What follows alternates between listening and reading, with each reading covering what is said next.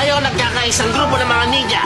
Ngayon, kailangan na nating ipalam ito sa mga Panginoong may lupa.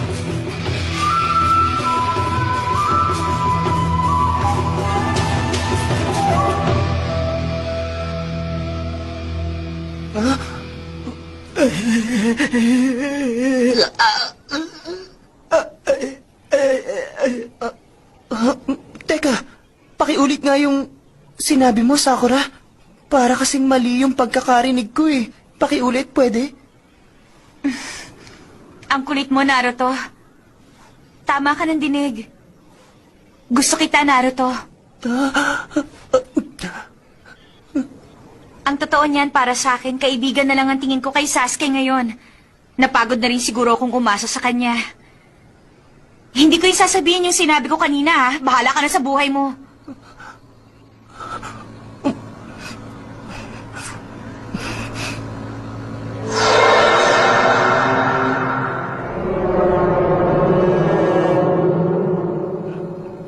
Bakit mo ba ito sinasabi? Hindi ko maintindihan. Hindi ito ang tamang oras para maglokohan tayo ng ganito. Malaki ang problema ng Konoha, Sakura. Ano ba talaga nangyayari? Totoong sinabi ko sa'yo. Ngayon, nagising na ako sa katotohanan, Naruto. Masasayang lang sa rebuilding ninja ang nararamdaman ko. Wala nang kwentang mahalin ko pa siya. Naisip ko na hindi na ako bata ngayon. Haharapin ko na ang katotohanan. Ipangako mo, Naruto. Kalilimutan mo na yung pangakong binitiwan mo sa akin noon. Kaya, hindi mo na kailangang habulin si Sasuke para sa pangakong yon. Ano bang kalokohan tong...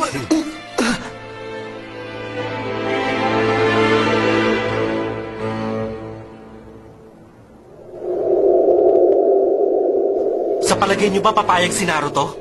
Sa tingin niyo madali niyang matatanggap ang lahat ng to? Pero Kiba, ito na kasi ang napagkasunduan nating lahat, di ba? Ito na ang magagawa natin para kay Naruto. Ako na ang magsasabi. Huwag niyo nang problemahin si Naruto. Sigurado ka ba, Sakura? May maganda ka bang pinaplano dyan? Sabihin mo sa amin.